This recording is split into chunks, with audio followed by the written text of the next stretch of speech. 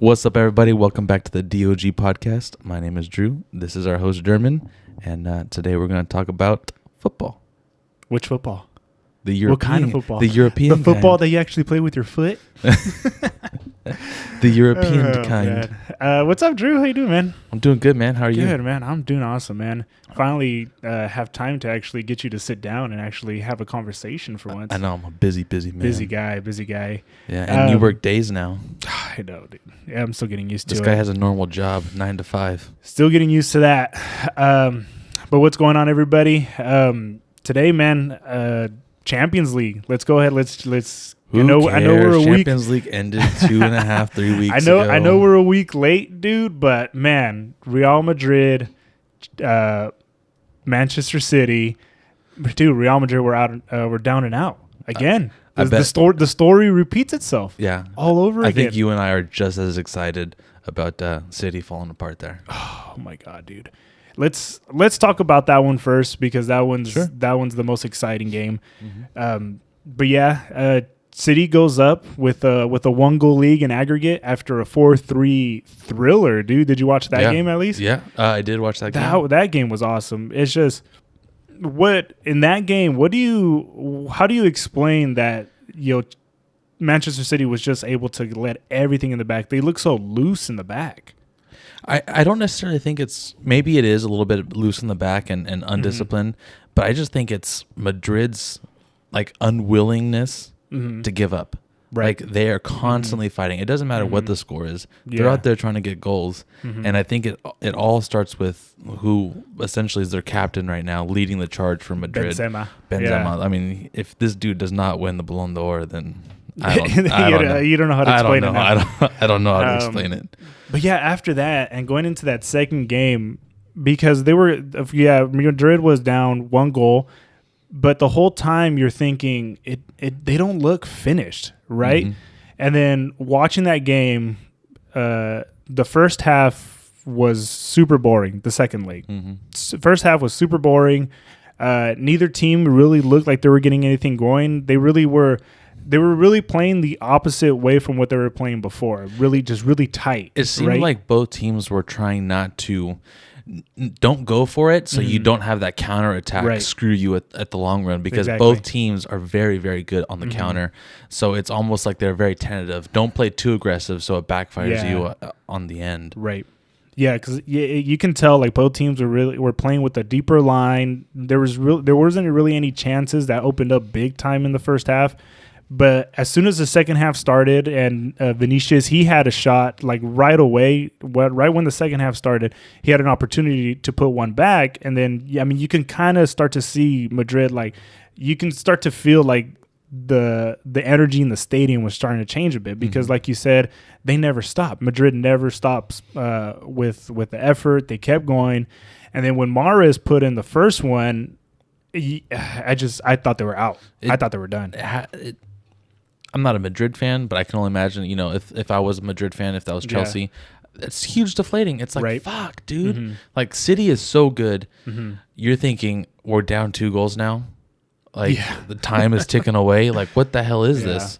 So, I probably, as a fan, I would have been like, well, it was a great run, guys. I mean, we got to the semis, and that's gonna be it right there. And then you could even make the argument that this Madrid team was even lucky to even make it to the semis, right? Dude, they honestly, they're a good team, but they're, in my opinion, they're not like I wasn't circling Madrid at the beginning of Champions League and thinking these guys right here can make a run. Yeah, because going back to the beginning of the season, you're thinking like PSG, dude, I had Paris Saint-Germain. Bayern. I had picked Bayern the whole way too. I think you and I both. Yeah. After group stage, I think you and I both picked Bayern. Exactly, and then of course Liverpool and City were definitely in there, but none of us expected Real Madrid because like some of the unsure things in the offseason. They didn't get Mbappe like that was the plan. I mean, it's still not even sure that they're going to get him at the end of this year. Right. So it was just there were a team that was so unsure. Carlo Ancelotti came back after a spell at Everton, you're thinking like, well, Carlo Ancelotti, he's not really a tactician. He's kind of an old school manager. He's playing in his is it his 5th or 6th Champions League final? Mm-hmm. Like, it's insane. And then he's playing against Klopp, who's in his 4th Champions League final now. Yeah. So for this Madrid team to go that far, and then once they were down 2 goals after the Mahrez goal, and then you were just thinking, oh, man, like, it was, like you said, it was worth a run. It was a nice try. Mm-hmm. And then Jack Grealish, he had an opportunity to put him away. Grealish had multiple opportunities. He had 2 of them, 2 clear ones. Away. Yeah. Yeah, he beat Courtois on like a little head fake. Yeah. And then it's like, dude, just put it away.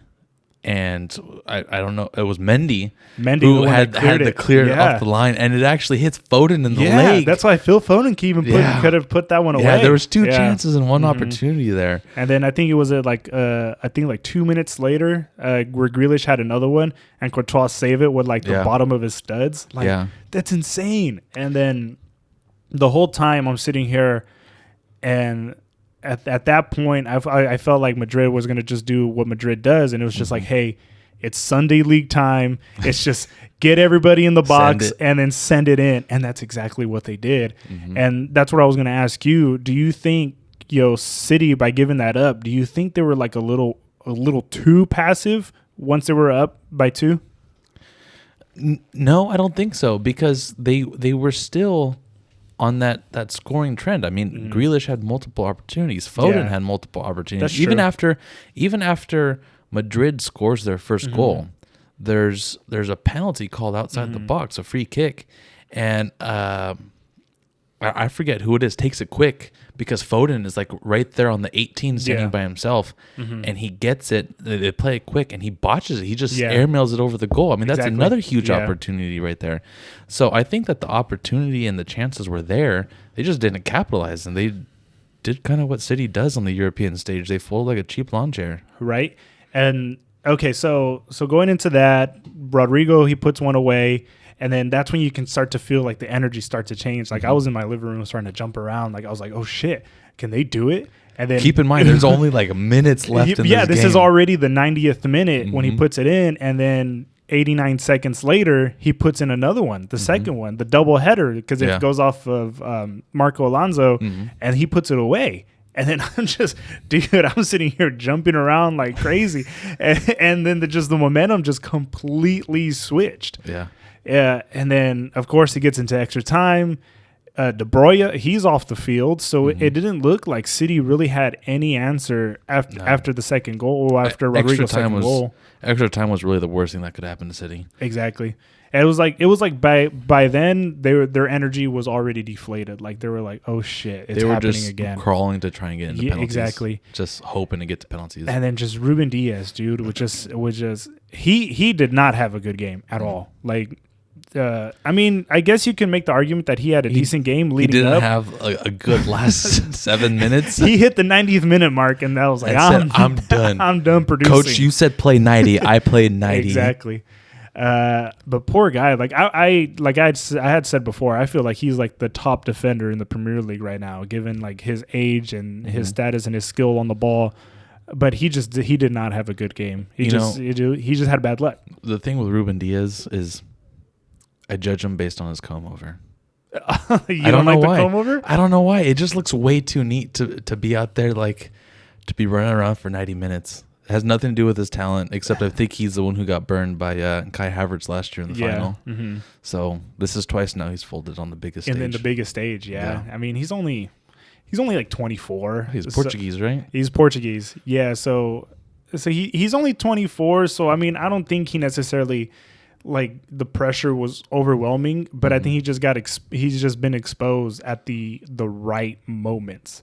Like, the moments that it counts the most. He also got schooled by who we're calling the best player in the world right now, right? Benzema. Yeah, that's true. So yeah, a guy who's been doing it for well over a decade now at the top level. Despite him only scoring the penalty, the last goal, I mean, you got to know damn well that everyone on that field wearing Man City jerseys are thinking, where the hell is that dude at? Right. Where's that Frenchman at? Mm-hmm. Because we got to mark that guy. Yeah. And somehow that first goal, that cross gets over his head, And that dude, his foot was by his face. Yeah. His leg was way up there and sent that cross in. Yeah. It was perfect.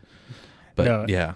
And then and then I think the goal to tie it up, you can even see Ruben Diaz once the goal gets behind or the ball gets behind the net, you can see Ruben Diaz turn around and yell Jack, like he was yelling at Jack Grealish because he's the one that allowed the cross to come in. Yeah. So I mean, you can't fault him too much because the cross was definitely incredible. But you can see Ruben Diaz just a frustration. He turns around and yells, "Jack, what the fuck are you doing?" Jack. Yeah. Jack, come back, Jack. It was just like, just poor guy, the scapegoat, man. Jack Grealish. I mean, all year, I feel like he's just unfairly treated, right? Well, he's kind of underperformed. Yeah, that's true. I think it was just a big move to City, and he hasn't done much. I think it's just a price tag, man. Because if you think about it, it kind of was a panic buy because City at the beginning of the year were trying to get Kane, and then that fell through, so that didn't happen. So they go ahead, they would like, well, with the money that we were going to spend on Kane, we'll just spend it on Jack Grealish, even though they didn't need him at the time, right? Like, they don't need him anymore. They don't need him. They don't need him now. Like he might be on the way out at the end of the season. Yeah, that Haaland's going. You got to make room for Haaland. Exactly. And so you ship him out, and they might even ship out Sterling, right? Like he was subbed on at the end of the game, but he didn't really make a difference. No, and you know what? And he played like ass in the Champions League final last year too. That's right. He didn't do. I mean, he got up by Reece James and Reece James' biggest game last year. He played incredible though. Yeah. But I mean. Essentially, he's a rookie on the European stage against a seasoned veteran. It's like, come on, you have to expose the rookie at some point. Exactly. And he didn't do it. He just couldn't do it. And then he's subbed on in a semifinal. I mean, kind of see the writing on the wall, right? Yeah. But yeah, then once the penalty went in, and I was like, it's over. It's over. And then it's just really City had already made their changes. They were already making the changes to defend the 2-goal lead. And once it fell apart, and then once they got behind, they had nothing left to give. Yeah. But that's what I was going to ask you. Do you think, given the way City plays, right? Very well structured, very well tuned. I mean, Pep. Everything's down to a T, right? Like the individual instructions that Pep gets each and every player, they play to his instructions. Do you think that's what hurt them once they went 1 goal down, like not being able to play out of structure? You get what I mean? So like in the NFL, if a play breaks down for Patrick Mahomes, he's able to get out of the pocket, move around, do things, and make things happen that nobody could predict, right? I think it's I see what you're saying, and I agree. It's kind of like have you seen Rocky IV? When Rocky fights the Russian, okay. When Rocky cuts the Russian, everyone's like, "What? Right? What's going on here?" And then the Russian was like, he didn't know how to respond to that because he had never been in that situation before. It seems like that's what kind of City runs into. Right. It's like we dominate in the domestic league all the time, and then we do really well on the European stage. And when we get to the big game and we're winning, and then out of nowhere we're losing, it's like we haven't done this all year. What do we do? Yeah. Where do I go when we lose? I play a defensive position. Now I got to be an attacking guy. Right. How do I do that? Where do I go? What's the formation? Where do I slide? And so it's just a lot of shock. Yeah. I think that's going through City's mind, and because I think it happened a lot last year too. It happened a lot last year, and it even happened earlier this year. I think against Crystal Palace when they got knocked out of the cup, right? So it's just like they get a goal behind or 2 goals behind, and then they're just like, oh shoot, I don't have instructions for this. Pep didn't tell me what to do in this situation. So it's just like, I mean, they have amazing players, but do any of them really have that like X factor to where like if this has got to be the guy who's got to put the team on his back and then just do something extraordinary? I don't think so. Outside of maybe De Bruyne, he's probably the closest one. Yeah, and he's more of a setup man. He's not a finisher. Yeah, you need to have a finisher that can do that if you're going to be because an elite team. Because at least all those years, like in Barcelona and Madrid, they had of course Messi and Ronaldo. But then you go further back, like there's players like Ronaldo, the original Ronaldo, Henry, that like guys, Ronaldinho were a guy when it came down to like the big situation. These were the guys that pulled through, right? I think the last guy that City had that did that was Aguero. Yeah, and I think actually he just aged out. The anniversary for Aguero's biggest goal that beat United in the Premier League is this weekend or something. It was like against that. It was against Queens Park Rangers. Yeah, I remember that. I remember that game. I saw a jersey, or they wore a jersey or something like that during their warm ups or something like that this last weekend, and it said Aguero on the jersey. That's just gonna go all time great times of history. Yeah, but for them. That's a guy that's a finisher that can step up in the big stage. When he was playing at his prime. Yeah. Mm-hmm. And City really hasn't had that in a while, but I think that they do have that now. And that's why next season. Well, yeah, next season when they made the move for Haaland, which I mean they got him for a pretty cheap deal given the type of player that Haaland is. Like after fees and taxes and transfers shit and all that, I think someone said like 80 something million. It was like 80, so it came out to like 85 million pounds. Only 65 mil, or I think it was 55 million of that was going to the club Borussia because that was part of the contract of the release clause.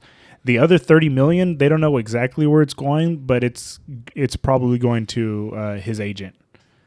And someone's pocket, exactly. So they worked out some contract to where it gets some deal to where it gets into his pocket, and Haaland's making like 350,000 pounds a week playing for them, dude. That's insane. Just for them to lose in the in the Champions League in the semifinals. Oh god. But I mean, if this is the missing piece for Pep to win it all, like. Hey, if there's no other excuse, Haaland's right? playing in that game, last week, Madrid doesn't win. Haaland finishes. He probably finishes those Grealish goals or a Foden goal. Let's talk about the other game, the Liverpool Villarreal game. Take it away. So they go in with a 2-0 lead, and you can kind of, after that game was over, you can kind of see it in Villarreal's face where like, well, it's not that bad, They're like, because after they conceded the second one, they kind of just locked up. They weren't really attacking that first leg, and then come the second leg, they went up quick too. They went up 1-0 quick, and then 2-0 out of nowhere. And then it looked like it was going to go ahead and just turn to Villarreal's way. Like they all they needed was one more opportunity, and they could have put Liverpool away for good because we've seen how they were able to defend, especially against Bayern. And then all of a sudden, just Liverpool stars decided to show up with Luis Diaz, Sané, Mane, and it's just that was just about done. I think they were up. Or I think, they had scored, I think, the fifth goal already. Like, there was still, like, 15 minutes left, dude. Like, it wasn't even close. Like, it was entertaining for, like, a good 15 minutes in there in the second half. And then after that was about done. So yeah, well, they scored the 62nd, 67th, and 74th minute. Yeah, see, in the last 15 minutes, it was just they were passing the ball back and forth. And that's when I was like, okay, this is over. But it was kind of like that feeling. It was like, stop, they're already dead. Yeah, I mean, I see what you're saying on the, even after that first 2-0 loss, I think that they had a feeling that they're still in it. Like they went to Liverpool, and it seemed like it was a well-balanced game. Liverpool just caught them a couple of times and they finished. So I think that you were right. I think they went back home to Spain and thought, you know what, we can put something together and we can pull this out. And I mean, they tied it. They were up 2-0, and then Liverpool did Liverpool things. Liverpool just dominated. They kind of flipped the switch. They did what great teams are supposed to do, and then just flip the switch, turn it on, and went after it. And that's what I was going to ask you now. Given the status of the Premier League, when there's only 2 games left, who do you think has the most pressure? Do you think City has more pressure or Liverpool has more pressure? Because they have two finals coming up. They have the FA Cup final, and then they have the Champions League final coming up, and then they still have 2 more games to try to get through to try to win the Premier League. Well, Liverpool can still get the quad, right? They can get 4 trophies. Yeah, they can get 4 trophies this year. I'm gonna say that's the most pressure, but at the same time, it's no cakewalk for City. That's what I'm saying. Because if City doesn't get the Premier League, they get jack shit. Exactly. Because how deflating do you think a defeat like that when you go to Real Madrid with a 2-goal lead? It's pretty deflating. I mean, I think you can look at it from either side. At least Liverpool, if they're like, if we don't win the Premier League, okay, we'll take the treble. You know, we'll win the other 3, but they're not winning the FA Cup this weekend. So you don't think they're gonna win? No, Chelsea's gonna win. No, honestly, Chelsea. It's up in the air, man. Chelsea's kind of falling apart. Chelsea's kind of falling apart right now. Like, I'm not gonna lie. They'll finish top 4 because I think Tottenham still has a ways to go. We're gonna finish top 3. We're not losing Arsenal. Arsenal's not gonna jump us. Arsenal, that's another story, dude. Making it to the Champions League, they're finishing. They need to top beat. 4. They need to beat Tottenham. Thursday to lock it up. But going into the Champions League final, let's get back to Champions League. Everybody thinks I wouldn't say not everybody thinks, but I would say Liverpool are clear favorites, right? Like there's got to be a point to where the storybook ending for Real Madrid just doesn't happen. Like it's almost like this is a Cinderella story, right? Exactly. Like, and that's so weird to say because Real Madrid's the biggest club in the world. They came back against Chelsea and they came back against City. Well, yeah, and PSG, the PSG one, they were down and out. They were down, same thing, 2-0. Their last 3, all of the knockout round. Yeah, that's what I'm saying. It's just like it's got to be like one of the most historic runs in Champions League history, given like the dramatics and everything that happened during the year. They won their league in Spain. Like, remember after that defeat against Barcelona where they lost 4-0? They just raped everyone else. and then Barcelona was like, "Oh yeah, we're back." They're on Twitter and everything, and then they lose like 3 out of the last 4 or whatever. Yeah, they like fell apart. Exactly. It was like that was your guys' season. Exactly. So of course, everybody says and everybody kind of sees the writing on the wall that Liverpool are the clear favorites. But can you count Real Madrid out at this point? Hell no. You roll with the hot hand. Right. I mean, I will be biased, but I'm picking Madrid. I don't like Liverpool. You just don't want all. Liverpool at all, huh? I don't like Mo Salah. So, no. I'm going with Madrid. And it's not a bad pick. I mean, you look at it, they're hot. Exactly. They got the best player in the world right now. Yeah. I mean, they've beat 3 teams that were better than them. Hands down, right? Like you can say like on paper there were 3 teams that were better with them. Like talent wise, the amount of money that all the other teams have spent, which is again like it's weird because Real Madrid's one of the biggest clubs. Yeah. But especially during the pandemic, you can see those English clubs just climb and climb. And then the Spanish clubs were the ones that got hurt the most, right, during the pandemic toughest league in the world because their finance and stuff.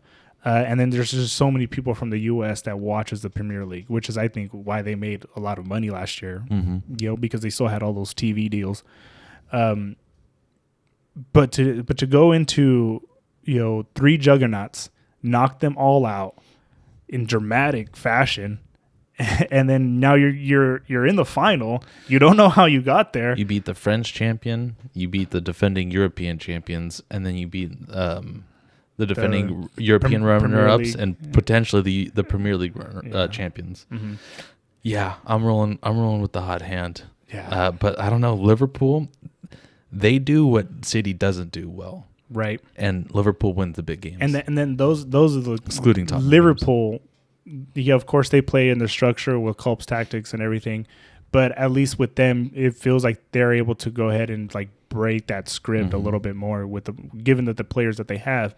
The only downside, I feel like Madrid might have a better midfield at this point because they have those, they have Kroos right now, Modric and Casemiro, who are, those are the guys that were still there when they beat them in the final last time. Luka Modric is playing top form right now. Yeah, and then those are the guys that were there last time when they beat them in the final. So that's the only thing. But no Ramos to hurt Mo Salah. To Mo Salah. That wouldn't have made a difference. I don't think so. No, that was going to blow the way Real Madrid dominated that game. And And then Camavinga, the way that guy's playing, he's only like 19. His name, Camavinga. Oh, he's with his long ass hair. The way he's been playing this year, coming on as a super sub, dude, he's gonna be legit. He's gonna be the real deal. Mm-hmm. So it's gonna be an interesting final. I wouldn't necessarily say that Liverpool are complete favorites because Real Madrid, dude, you just never know. Let's move on. Premier League, sure. and that finish. I mean, we kind of touched up on it earlier. Who else does City have left to play? Oh, you're gonna make me jump back and forth. Come on, man. I'm going. Dude. What good are you, man? If they got the Wolves tomorrow. Tough game. Then Jesus, how many games do they have? Oh, okay. They got Wolves. Mm-hmm. There's 2 more games left. They got West Ham. Mm-hmm. They have 3 more games, and then Aston Villa. Oh, 3 more games. Yeah. Oh, okay. And then on July 22nd, Club America. Where's that one at? That's a great question. I think it's gonna be in Florida.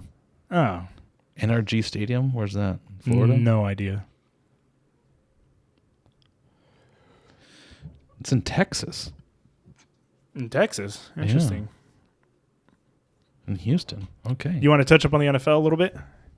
Sure, do whatever you want. Did you see Tom Brady's deal? I heard, dude. What? $375 million for a 10-year contract to broadcast with Fox. Is he gonna do it after he retires? After he retires. So no start date. Whenever you want, dude. I retire right now, dude. What the hell? He's not in it for the money though. I mean, he can do anything for money right now. $37.5 million a year. You don't think Tom Brady already like set on life? Let's see. What's Tom Brady's net worth? I have no idea. But I was after reading that, dude, I was expecting breaking, Aaron Rodgers retires to accept a $600 quadrillion deal to broadcast with NBC. Okay, so what is he making a year for Fox? For Fox is going to be $37.5 million a year for 10 years. Okay, he's currently making $30 million a year. Oh, okay. But I mean, if you're just announcing, man, think about the... You're not getting hit by 300-pound guys. Aaron Donald's not rushing up the middle in the NFC Championship game to get you. So he wouldn't know what the NFC Championship game is last season. Oh, it was the divisional round. My bad. Yeah, your boy Jimmy G knew what that was. I think I just blocked that out of my mind. It never happened. Jimmy G, dude, what is happening with that guy and the Niners, dude? Jimmy G thinks he's like the next Tom Brady, the next coming of Christ, because he's taken this team to a runner-up and a quarterfinal runner-up or semifinal runner-up. Yeah. And I think that's getting to his head a little bit. But you think he was getting a little arrogant? I think so. I deserve better than this. I think so. I mean, that was kind of. I mean, from what I read, they had offers like on the table, like ready to go to trade him, and then he was like, "Oh, I had surgery," and I'm pretty sure the Niners were not happy about that. Well, right? Yeah. And you want to know what? I think he realizes, if I'm not on the Niners, where am I? Where am I going to go? Where am I going to go? Am I going to go to the Texans? Who is gonna take me? And a team that's going to take me, guess what? They suck. They're probably not going to be that good. They're not going to be good. Yeah. Especially if he's the quarterback. Oh, man, dude. It's bad. It's this bad dude, news for Jimmy. This dude, he's currently the number one bandwagon for the 49ers. That dude will not hop off the Niners train. He won't. I think he's seeing it this way, as like, at least by staying on, I still have a salary. Mm-hmm. But if they a very expensive salary, $25 million, but that's not guaranteed money. So I guess if they were to make it to like week 1 or something, and they would have to, or right after training camp, they can make him take a pay cut where he was only going to make $10 million this year, because the way his contract is structured is not guaranteed money.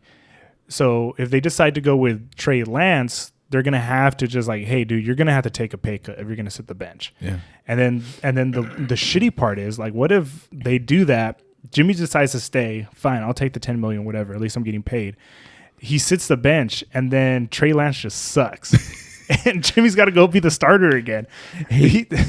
And he's only making $10 million, dude. Well, it's a good thing for the Niners, right? That mean the moves paid off, I guess. I don't know. I mean, I don't know. At this point, dude, I don't know what the Niners are going to do. Hey, Trey Lance can't be much worse than Jimmy. That's what I don't. I don't think so. Here's the thing: you have a Trey Lance experiment, right? You're either going to be good or you're going to be bad. But you know what? We're just spinning our tires with Jimmy. Yeah. We're not getting anywhere. Right. Yes, we're revving this engine. You know, we're burning out, but we're not doing anything. Right. We're not winning the race. We just look cool. Right. Okay. Might as well take the risk with Trey Lance. I agree. If you've hit the summit with Jimmy, time to move on, right? Yeah. Jimmy has shown, I can't take you to the promised land. You know, I can take you to the gates, but that's it. That's just about it. Yeah. So I think it's time to like end the Jimmy project and move on to Trey Lance. And then I was just thinking like the other way they can screw him too is hang on to him all the way through training camp. And then Jimmy decides, hey, no, I'm not going to take the pay cut. And then they just cut him. Bye-bye. And then now he's left without a team. And he's got to get picked up. He's got to hope for like Dak Prescott to get another injury or something. That's fucked. Well, you could have said anyone else. But he's just the one that came straight into that. That's fucked up. Speaking about the Cowboys, well, you saw Jerry Jones, right? He got like a little fender bender. Yeah, they took him to the hospital. Yeah, but they said he's cool, right? They said he's fine. Yeah, I was kind of like, I was getting worried. He's kind of old, dude. He's not kind of old. He's 80s, pretty fucking old. He's pretty fucking old. He bought the team when he was like early mid 60s. That's and that was in the 90s, dude. Yeah, holy this dude's shit. fucking old. That dude's gonna get that Walt Disney technology to freeze him or something, dude. He wants to be around forever. Oh man, I'm sure he's got access to different types of supplements that we possibly don't have for him to be moving around like that. Okay, car accident. I hope Jerry's cool, but at the same time, if he can't make business decisions right now, fucked up, dude. Where are we? And then I remembered, oh shit, his son Stephen Jones is still on the payroll. He's gonna fuck us instead. We need to get someone not with the last name Jones up in here making some decisions. Well, did you see the mayor of Dallas? He came out and said he wants a second franchise there in Dallas.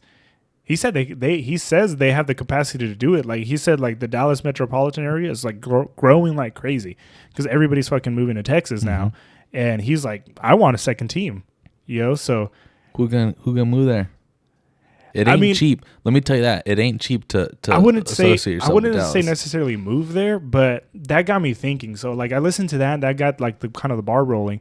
Was just like, dude, what if the NFL, we've talked about how they need a revamp to kind of change things up, right? What if they just expand, dude, and they just add like 4 more teams? Well, wasn't an expansion like on the table, but not here in the U.S.? Aren't they going overseas? They were, yeah. So there was going to at least 2 of them in London, right? That's what they were pushing for. But what if we get more here in the U.S.? Like, what if we get some of like these other cities that don't have teams, and then like teams start rolling in? You get them like you're pushing. But what did you just say right there? What? Cities that don't have teams. Okay. What? I don't see why you would go to Dallas. Well, because why are you splitting the market? But I think Dallas is such a big enough market where they can handle it. Like if LA can handle that market, Dallas can handle that market. They have so many fans in Texas, dude. There's going to be room for they can have 4 or 5 teams if they wanted to. I think they'd be able to handle it. And then all you do is just share that stadium. Like if New York can handle both markets, I think Dallas is the place to handle both of them for sure. But let's just talk about the LA version of this first, right? Okay. First you have the Rams, right? Then the Rams get shipped away. Okay. So you already have that fan base there. Yeah. You had the Raiders and the Rams. Raiders are gone. That Raiders haven't been there in who knows how long. So Raiders fans have dispersed. Now you got the Chargers. Okay. Yeah. They're from San Diego. It's an hour away. And there's not that many fans of them anyway. Yeah, that's true. So having those two, it kind of works itself out. Well, the Chargers are almost like paying rent. They're in the SoFi Stadium. They put in $2.5 billion out of the $5 billion for this stadium, and they're like, and the Rams are like, "Hey, little brother, you guys can use our stadium if you want." They're like the roommate that pitches in like the bare minimum. The thing is one, I don't think Jerry Jones will let another team come to Dallas. Why not? Because then how does that put more money in his pocket? Because then he can start charging rent, and then you have no. If 2 teams can share a stadium in L.A. and in New York, why can't Dallas do it in Arlington? No, it's not that. It's he doesn't want different teams. He doesn't want fans choosing another team over his team. You're gonna get a new fan base, I still and they're gonna split from who? The people who are upset with the Cowboys, that's who the new fans would be. Damn well that a Cowboy fan will not turn their back on the Cowboys. The Cowboy fans, they're super annoying for sure. So you're saying that they're the most diehard because there's a lot of because what we talked about earlier. There's like the Dallas population is growing like crazy, so there's new people coming in, right? So I would assume that those people would at least try to catch a game or two. It doesn't necessarily have to be as big as Dallas, but it's just... What is the number one sport in Texas? Football. Mm-hmm. Okay. There's loyalty everywhere in Dallas. Mm-hmm. I went to Austin. Everything is burnt orange. Mm-hmm. Everything. Nothing else matters. Yeah. Except for Texas football. Mm-hmm. I drove up an hour and a half away. Nothing burnt orange. Everything is green. Mm-hmm. Green and gold Baylor colors. Mm-hmm. Okay. Extremely loyal to Baylor. Yeah. Okay. I drove up towards Arlington. Everything's different. Everything is TCU, SMU. Yeah. Okay. They're a state that is like driven on football, driven on loyalty. You're not going to split this market. Yeah, but I mean, look, it's not the perfect how does example. Houston do? But that's like Houston. They do pretty decent. They're not terrible. Okay, decent. I mean, you're looking. Yeah, but that's we're not looking for more Jacksonville Jaguar teams. We don't want decency. But what I'm saying is just like it's gonna. I think it'll add to the league, and then to do it in a market like Dallas to make it grow even further than what it is now. I get what you're saying. I get that everybody in Dallas or everybody in Texas is super loyal to their team that they got there. But I feel like you can still build off of that. You can still bring other teams in, and there's gonna be enough room there to grow because they can handle it. If we're talking about expanding the NFL, we're growing the game, we're getting more people involved. The last thing I think you would do is double up in another city. I mean, I think what you do is you try to hit a market where there's no consistency, right? When you're from Northern California, almost everyone, right? You're Niner fans or Raider fans, right? You're very, very, very loyal. You're from Raiders because like you talked about, they came from LA. And they went up, and then I feel like a majority of their fans are still in Southern California or Central and Southern California. Yeah. I do think the Raider fans are the most loyal fans in all sports. Yeah, because even all of NFL.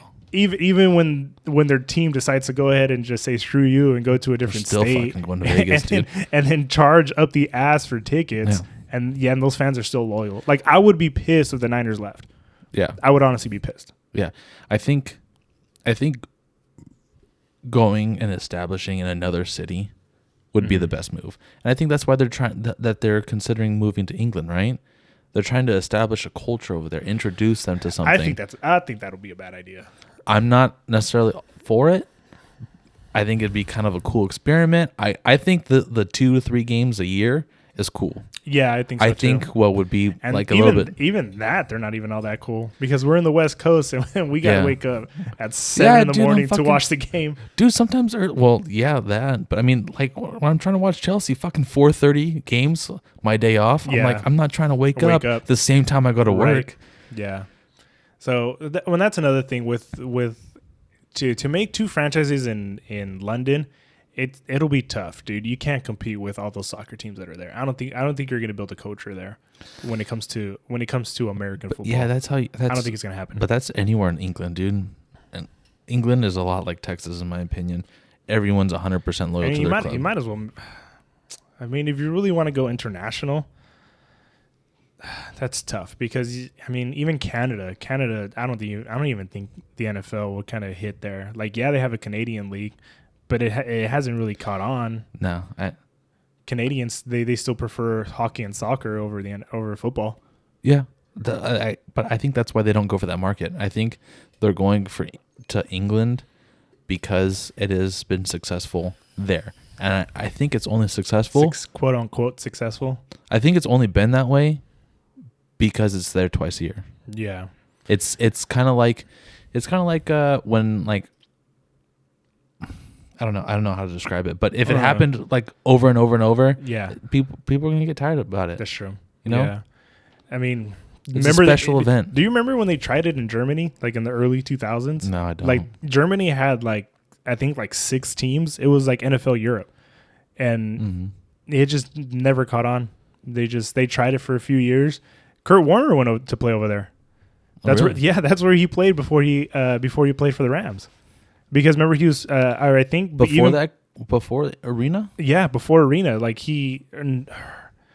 there was a spell where I think he was before he signed with the Rams. Maybe this was after he got cut from the Packers. I think it was right after he got cut from the Packers. Or I think he might have still been on the roster for the Packers, but just went to go play over there. I think that's what that was. And he played, I think, 1 or 2 seasons over there before coming back. There's actually a handful of players, I think, that went over there that they played for a little bit. I want to say James Harrison was one of them, too. I couldn't tell you, honestly. I couldn't. I mean, I would have to look it up. But there was a handful of them, especially in the early 2000s, that they went over there, they played a couple of seasons, and then came back. So, and then it's not going to catch on. I just don't feel the NFL is going to work anywhere else other than here. Yeah, and I think it's because of the way that Americans like sports. I think the reason why football is like the number 1 sport in America is because of how violent it is. You don't think the Europeans are violent enough? They see. I do. I mean, they like rugby, right? In Europe, not really. Rugby, I mean, it's caught on, but mostly like Australia and New Zealand. Yeah, it's not the number 1 sport. Obviously, it's never going to compete with soccer in Europe, but they play rugby over there. I think it's. But rugby's not as violent. Have you seen some of the rugby games? It's not as violent because they don't wear pads. Yeah, exactly. They don't wear pads, and then it's super boring. Have you ever watched any of those games? Well, yeah. I mean, you can only throw the ball backwards, which means you just move the ball laterally. And I still don't understand the rules, dude. I've seen so many games, and I just don't get it. It's pretty easy. You don't throw the ball back. No, I know. I know like the simple rules, but some of the like the little things, like oh, why did you blow the whistle there? You know, why'd you stop that? Yeah. You know, there's like just these little things that I just don't get it, and so I change it. But I just don't see football working out anywhere else than here. I don't think necessarily because of the violence. I think mostly because of that the stop and start aspect of it. Mm-hmm. You know what I mean? So like, soccer, it's fluid. Rugby is fluid. Even basketball is big over there. It's super fluid. But baseball's not really all that big over there. You got one good country in baseball. Yeah, over there. It's the Netherlands. The NFL is not really. Nobody really watches the games over there. Mm-hmm. I think it's just the stop and start aspect of it. Yeah, that makes. I've never really thought about it that way. Yeah, that makes a lot of sense. So, I've always felt it was the aggressiveness, because in my opinion,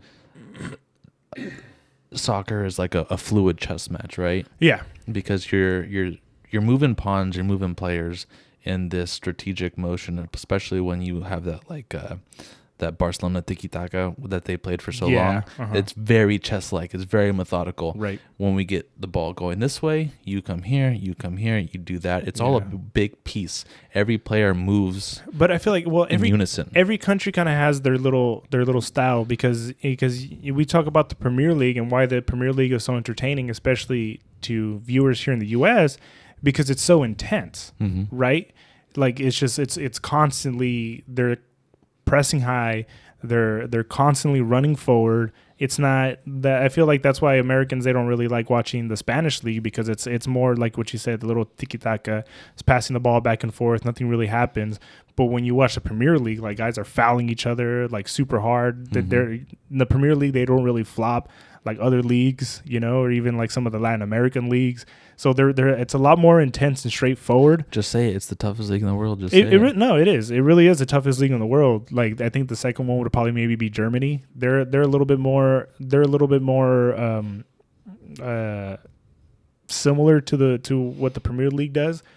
So that's why I think another reason why U.S. people watch the Bundesliga a little bit more here, because they have the deal with FS1 or whatever. But I don't necessarily think it's the violent aspect of it that the NFL doesn't catch on over there. It's just it's not. Well, I'm not saying that it's necessarily that. I'm just saying that's why it's the biggest here. And that's the thing. It's like I don't know. I don't think it would be the violence. I have a really close friend of mine that I would use to argue that is the reason why OC cannot watch any other sport. Oh, that's the close friend? Yeah. I thought you were talking about somebody else. We all know who OC is. Yeah, I know. I was just leading up to the fact that dude will shit on any sport other than football. Yeah, and it's because he finds something boring in every other sport, and it's not the pace, it's not the thought process of the game. Mm-hmm. It is he finds other games boring, and I've narrowed it down to the fact that he likes seeing another dude get fucked up. No, I wouldn't necessarily say that. Oh, yeah, no, I've come to that conclusion. But I mean, the reason I feel like it's so appealing because, like you said, it's the little chess match, right? Because you see it in the NFL all the time. You see it more in especially with like high school football when you go to like the smaller schools and you kind of see like what little things work, especially when like. Because in college, you see like, okay, there's this team that's better athletes than the other team, so then they just dominate, so they just use their athleticism. But when you see when players are like matched up, you know, size for size, and you see like, oh, okay, well, I got to do this to beat you. I can't necessarily just, outrun you or outmuscle you. It's a little different. The violence, yeah, it is a plus, definitely. It's definitely entertaining. But I think also too, part of it, it's hard to say. I don't think it's the strategic aspect of football. There is a big strategic aspect of football, but I don't think that's the reason why. Baseball used to be the number one sport in America, and it's a dying sport now. Yeah. And baseball is probably one of the most strategic, big, popular sport in the world. Mm-hmm. And it's dying because of lack of entertainment. I used to have this buddy who was just, I would argue with him too about baseball, and he was super in love with baseball. And I would do an impression of an outfielder, just. Yeah. Went over the wall. Yeah. Can't do anything about it. That's just to me, baseball is super boring. But why do you find it super boring? It's just because it's 100% strategy. Because sometimes it's watching two guys play catch. You know what I mean? But let me finish. But I think the reason why baseball was a little bit more popular early on, especially before like TV and everything, it's because the games were so fun, right? In person, like it's so different to watch it in person when you see everything go on, and especially now that everything is televised. What's been the sport that grew the fastest? The NFL, right? Yeah, you want to know the NFL has evolved the most in all sports. Oh, for sure. 100%. Yeah, because they went from playing with little leather caps and guys hugging each other down to the ground to now they're trying to fucking murder each other. It's the aggressiveness of football, dude. It's not bad anymore. Definitely. It's the aggressiveness of football. Definitely like the 90s, for sure. I'm not saying it's the savageness, right? I'm not saying that these guys that are headhunting are the reason why. It is people hitting each other. Right? You and I, we went to, you came over to Angelique's house the other day, right? Yeah. And we watched two fights. Yeah, we watched the fights. Yeah. How many of them were into it? A lot of them. The ants came out to watch Canelo. They don't know jack shit about boxing. But I feel it's watching two grown men hit each other. Sometimes people just get caught up in the hype. Just because everybody's talking about it, there's a lot of people who are like, well, I don't want to feel left out, so I got to watch it too. No. You know what I mean? No. Dude, I don't like boxing. I don't like UFC. When it's on because I want to see someone get knocked out. The Ferguson knockout, dude, this weekend. Yes. The UFC. We'll talk about the fights. We thought that dude was dead. Oh my god! I thought he was dead, bro. It was crazy. Like, cause it looked like his head was already like extended back, and then the dude hits him underneath the chin, and it goes even further back. That neck whiplash. Jesus Christ! Insane, bro. Oh man. Then knockout cold, just face plant into the mat, and never move.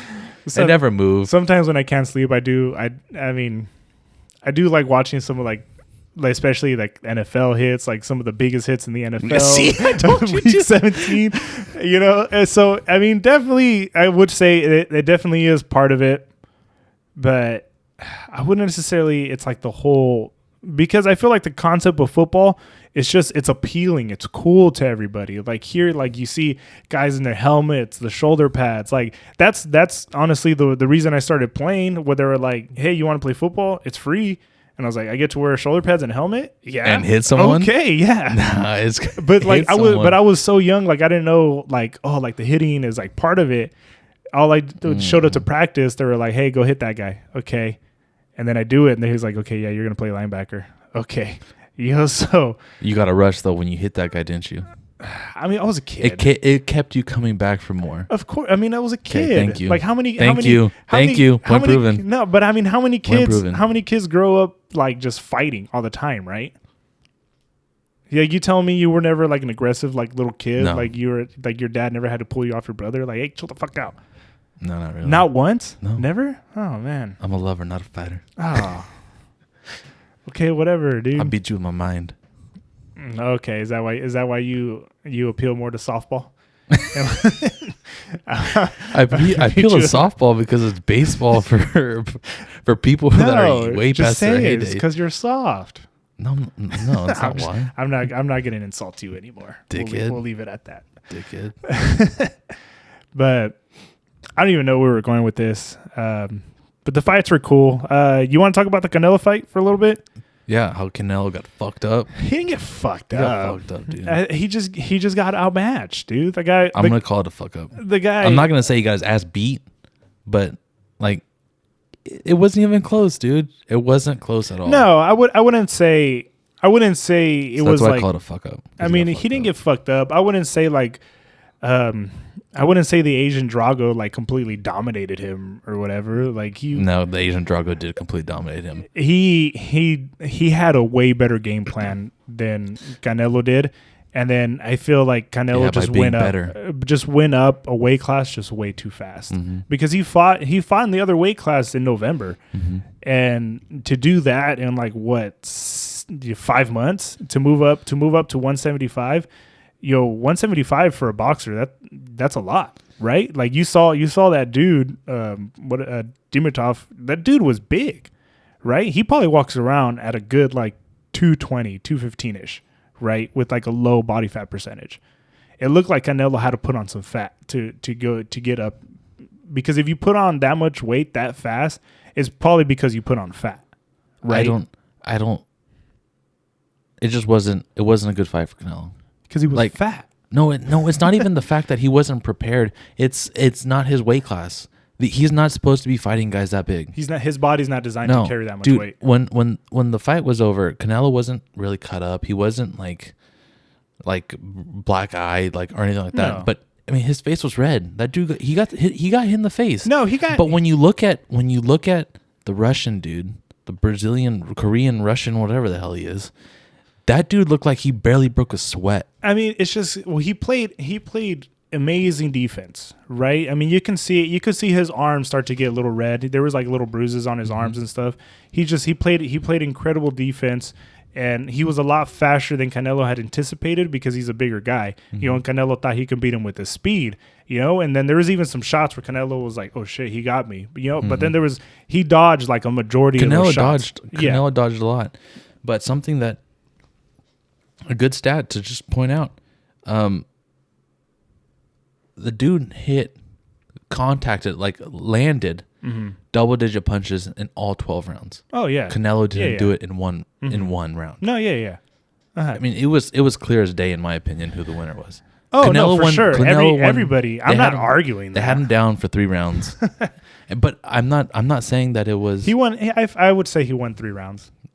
Maybe. Yeah, there was like. I know he won 2 for sure. 2 for sure. Yeah. Yeah. There was. I think the third one's a little kinda, gift. Yeah. A little bit of a gift. But I think he underestimated the size. Oh yeah, for sure. And then how long it takes to actually put on like a good amount of muscle to get up to that weight class. Like, cause he put on muscle, but I want to say a majority of it was he put on fat. Even if he had no fat, he's not winning that fight.